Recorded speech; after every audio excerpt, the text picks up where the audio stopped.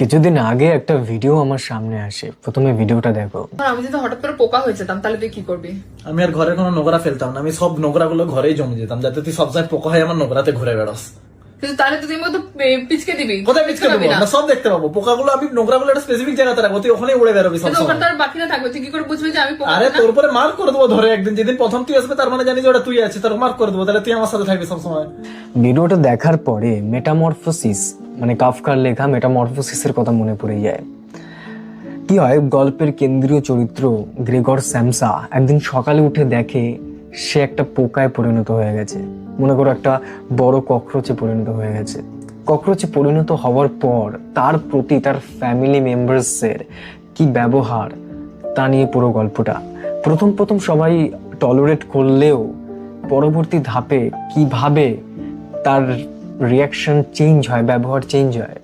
কিছুদিন যেতে যেতেই সবাই ইরিটেট হতে লাগে এবং ইরিটেট একসময় ডিসগাস্টে পরিণত হয়, এবং ডিসগাস্ট থেকে কখন ভায়োলেন্সে পরিণত হয় বুঝতেই পারবে না। মা ছিল, মা হয়তো একটু করুণা দেখাচ্ছিল, কিন্তু করুণা আর ভয়ের মাঝখানে সে আটকে ছিল।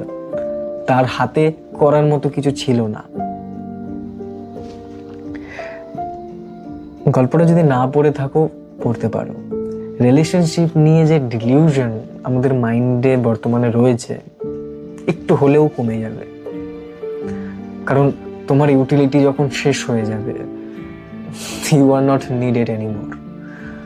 এর মানে এই না যে তুমি খুব ভালো, তুমিও সেম। তোমার লাইফে কারো যদি ইউটিলিটি না থাকে, কদিন আগে দেখলাম মির্চি বাংলার এই গল্পটার অডিও গল্প এসছে, শুনতে পারো। আর যদি পড়তে ভালো লাগে তাহলে কমেন্ট করে দাও পিডিএফ, আমি ইংলিশ বাংলা দুটোই দিয়ে দেবো পিডিএফ। বাই।